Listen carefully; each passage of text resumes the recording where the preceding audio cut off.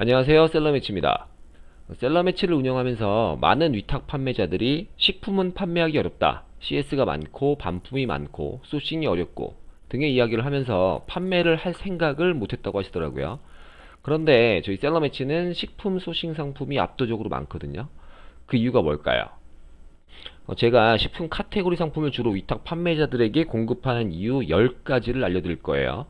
이 영상을 보시는 분들은 꼭 끝까지 내용을 보시고 식품사 상품을 소싱해서 대박 매출 내시길 바라겠습니다. 첫 번째, 낮은 반품률. 식품은 여러분이 생각하시는 것과 다르게 반품률이 가장 낮은 카테고리에 속합니다. 놀라셨나요? 어떤 판매자분들은 누군가 배포한 마진 계산기라는 것을 쓰시던데 거기에 뭐 CS 수수료 5% 내외로 써 있다고 하면서 그게 식품 상품을 판매할 때 주로 생기는 거라고 오해를 하고 계시더라고요. 사실 전혀 그렇지 않은데 말이죠. 통계를 한번 보겠습니다. 네이버가 매년 커머스 리포트라는 그런 리포트를 발표를 합니다. 거기 나오는 내용이에요. 어쩌고저쩌고 하면서 식품의 반품률이 가장 낮고 0.4%, 패션 의류의 반품률이 가장 높다 5.6% 이렇게 나옵니다. 실제로 식품이 가장 낮죠. 또 다른 내용의 기사를 한번 보면은 이건 카페24에서 내오는 내용인데요. 2019년 온라인 쇼핑몰 1년 평균 반품률은 무려 25%. 자, 거기서 반품률이 제일 높게 나타난 업계는 의류업계 라는 내용이 나와요. 자, 그래서 여러분이 어떻게 알고 계셨는지 모르겠으나 식품이 반품률이 가장 낮고 사실은 의류가 가장 높다라는 겁니다. 그렇기 때문에 반품률 때문에 식품 판매를 주저하시는 일은 없어야겠다. 두 번째, 가격 비교의 어려움. 식품은 타 상품들에 비해 가격 비교가 쉽지가 않습니다. 그래서 네이버 쇼핑에서도 가격 비교로 묶이지 않는 상품들이 많죠. 물론 가격 비교로 묶이는 식품 상품도 있긴 한데요. 그럼 어떤 차이로 인해서 그런 걸까요? 제가 화면을 한번 보여드릴게요.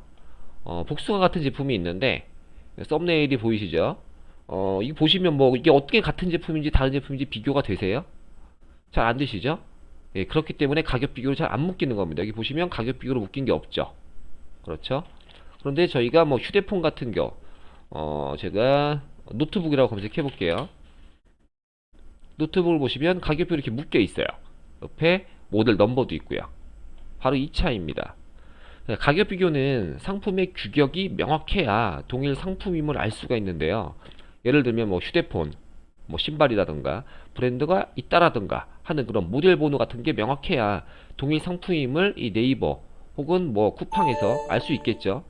그런데 식품은 생긴 건 비슷한데 생산자나 제조사가 다른 경우가 많거든요. 뭐 예를 들어 사과를 보면 대부분 빨갛죠. 생긴 것도 동그랗고. 그런데 생산 지역이 다르거나 생산자가 달라요. 그래서 맛도 다르죠. 이거 같은 상품이라고 볼 수는 없는데 단지 이미지가 비슷하다고 같은 사라고 해서 가격 비교를 묻기엔 어렵다는 거예요.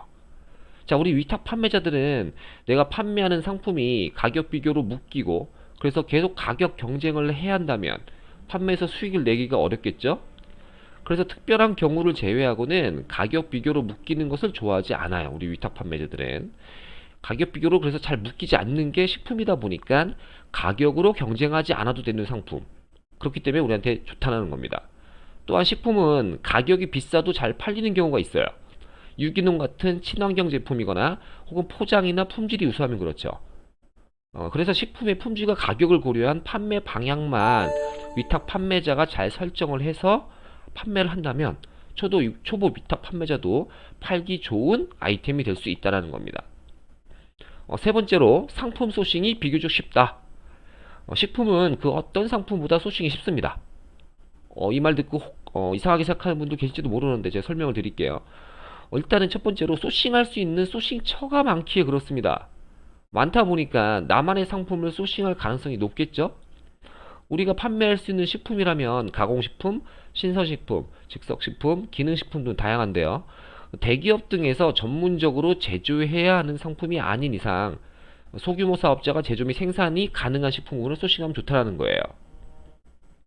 동네에 유명 맛집이 있다면 그 맛집 제품을 밀키트로 포장하여 전국 배송도 할 수 있고 요즘 그런 상품을 판매하는 셀러도 많죠. 또한 지방이 소재한 농수 축산물을 취급하거나 생산하는 분들에게 위탁 판매를 제한하기도 좋은 게 두 번째 이유입니다.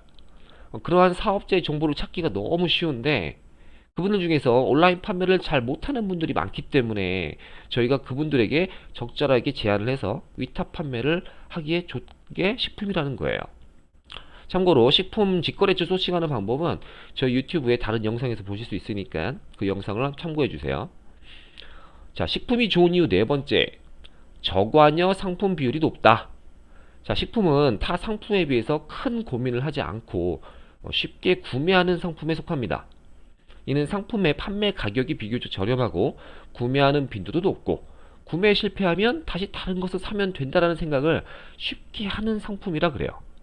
물론 건강을 위한 영양제 같은 거나 뭐 중요한 행사에 사용하는 식품이라면 좀 다르긴 한데 대개의 상품은 큰 고민 없이 쉽게 구매를 결정할 수 있는 상품이라는 겁니다. 그걸 저관여라고 하고요. 그렇다 보니까 판매를 하는 우리도 상세 페이지 등에 큰 노력과 시간을 들이지 않아도 되는 경우가 많다. 그렇기에 식품은 판매하기에 좋다라는 겁니다. 다섯 번째, OEM 그리고 제조하기에 좋다. 자, 내가 파는 위탁 제품이 잘 팔려요. 자, 그러면 그때는 이제 판매 수익을 높이는 고민을 하셔야 되죠. 자, 근데 그때 가장 좋은 건 그 판매하던 상품을 제가 직접 사입하거나 제조하는 겁니다. 즉, 내가 팔던 남의 제품을 내가 직접 제조한 제품으로 바꿔치기 할 수 있다면 마진을 높이기에 가장 좋은 거죠.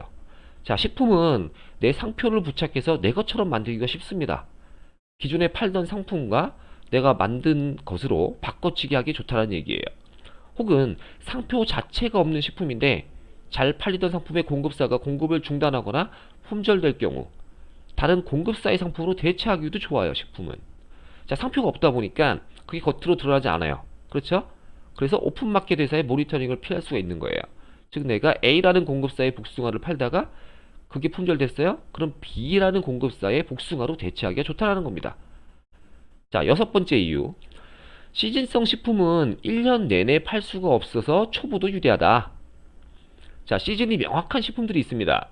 어떤 판매자는 1년 내내 팔 수 없으니까 오히려 안 좋거나 하는 게 아니냐라고 물을 수도 있어요. 물론 틀린 말은 아니에요. 그런데 그 반대로 생각해 볼 수도 있다는 겁니다. 자, 고수 판매자이고 결국 꼭 품절이 돼서 판매를 중지하는 상품이다 보니까 고수 판매자도 중지해야 되는 상품이다 보니까 언젠가 다시 재등록을 해야 되거든요. 복숭아 예를 들었던 복숭아도 그렇고 뭐 옥수수 같은 것도 그렇죠. 아무리 내가 판매가 많아도 상품이 품절 농장에서 생산을 못해. 더 이상 끝났어. 그러면 판매 중지를 해야 되잖아요. 그러면 네이버 스마트스토어에서 사라진단 말입니다. 그리고 다시 시즌이 생기면 이제 판매가 출하가 되면 그때 다시 오픈해서 하는 거죠. 그때 초보 셀러가 미리 입점해서 판매를 시작한다면 예약 판매 방식으로요. 그럼 저희도 팔 수 있다라는 얘기예요.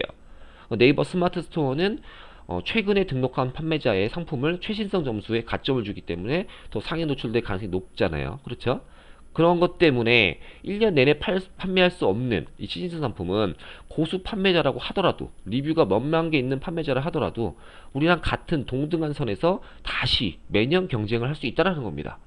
그렇기 때문에 시즌 상품, 식품은 우리 초보 세대들도 판매하기 좋다. 실제로 저희 셀러 매치에서 공급하는 시즌성 식품 제품을 보면 초보 판매자들이 지금 엄청 판매하고 계시거든요. 기존에 리뷰가 많던 오래된 판매자들이 아직 상품 판매 재개를 하기 전에 신규 판매자가 먼저 오픈을 해서 판매하는 경우가 그렇습니다. 이 영상을 보시는 분들도 꼭 그렇게 한번 시도를 해보세요. 자, 일곱 번째. 식품은 판매할 채널이 많다. 자, 식품은 네이버 쇼핑뿐만 아니라 여러 판매 채널에서 판매하기에 좋습니다. 보통 주부들이 구매를 많이 하는 대표적인 카테고리가 식품인데요. 그 여성분들이 활동하는 채널이 다양하다 보니까 오픈 마켓을 빼더라도 판매할 수 있는 곳이 많은 거죠. 예를 들어서 맘카페, 인스타그램, 네이버 밴드, 블로그, 페이스북 여러 공동구매 앱 대부분이 식품을 취급하고 어떤 곳은 식품만 취급하죠. 이 모든 게 저희 위탁 판매자들이 활동할 수 있는 곳이라는 거예요. 자, 네이버 스마트 스토어를 잘 못하더라도 유튜브나 인스타그램을 좀 하신다면 바로 판매해 볼 수 있는 거예요. 자, 맘카페에서 평소에 활동하는 분이라면 글 하나 쓰셔서 공동구매 진행해서 소소한 수익을 낼 수 있는 게 식품이다라는 거예요.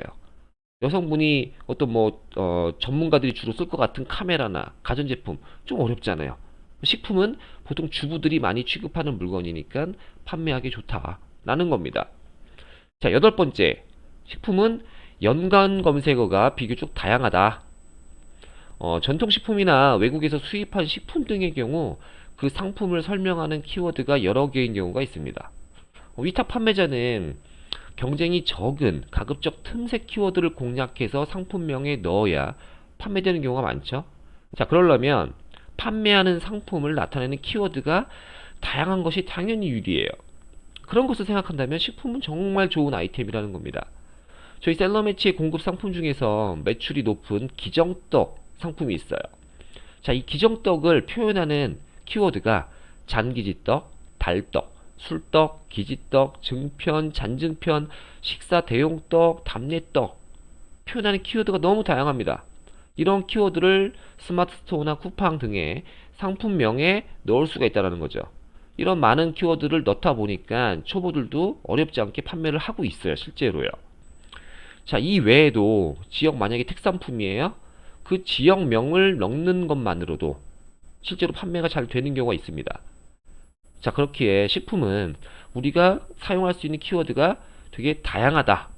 지역, 혹은 어떤 그 상품을 표현하는 다른 단어, 혹은 예전 오래된 상품이면은 어르신들이 쓸만한 그러한 단어, 토속적인 단어, 어떤 지방 반어, 방언 이런 것들이 많기에 우리 초보자들도 쉽게 진입해서 판매를 할 수가 있는 카테고리다라는 겁니다. 아홉 번째, 식품은 새로운 상품이 자주 생긴다. 텔레비전이나 홈쇼핑 등을 보시면 우리가 처음 보는 식품이 종종 나오는 것을 볼 수 있어요. 혹은 SNS에서 뭐가 유행이라더라 하는 것들도 많고요. 그런 일이 있고 나면 갑자기 판매량이 막 늘어나죠.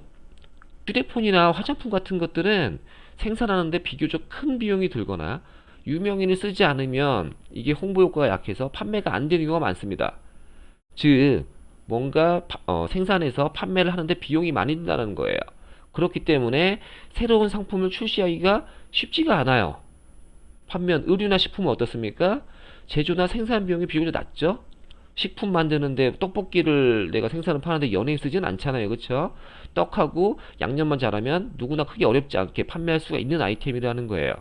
거기에 앞서 설명드린 것처럼 저가격이기 때문에 누구나 쉽게 구매할 수 있는 상품이다. 그렇다 보니까 새로운 상품의 출시 비율이 상당히 높아요. 자, 그런 이유로 위탁 판매자는 최대한 경쟁 적은 상품을 판매해 돈을 벌 가능성이 높은데, 그러려면 자주 출시되는 그러한 카테고리에 진입을 해야 유리하겠죠?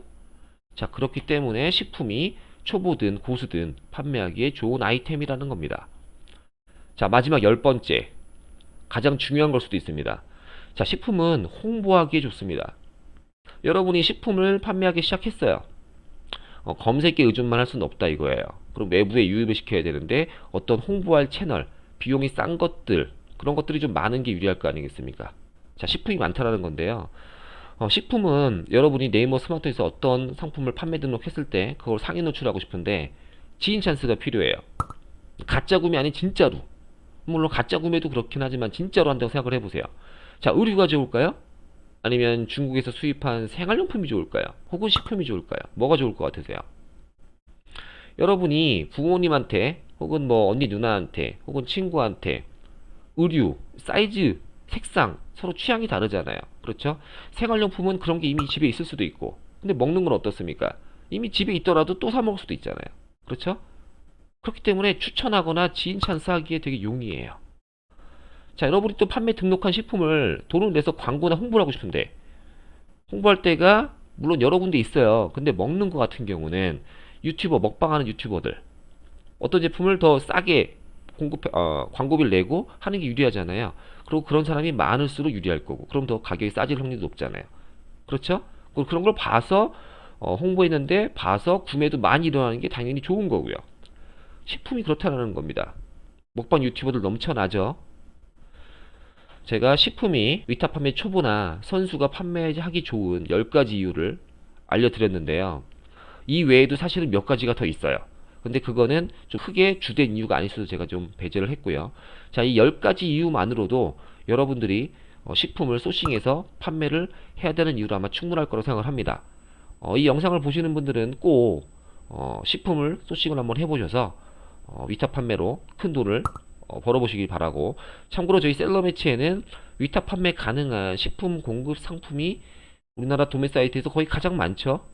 그렇기 때문에 꼭 한번 들르셔서 소싱해 보시고 판매도 해보시길 바라겠습니다. 저는 다음 영상에서 뵙겠습니다. 감사합니다.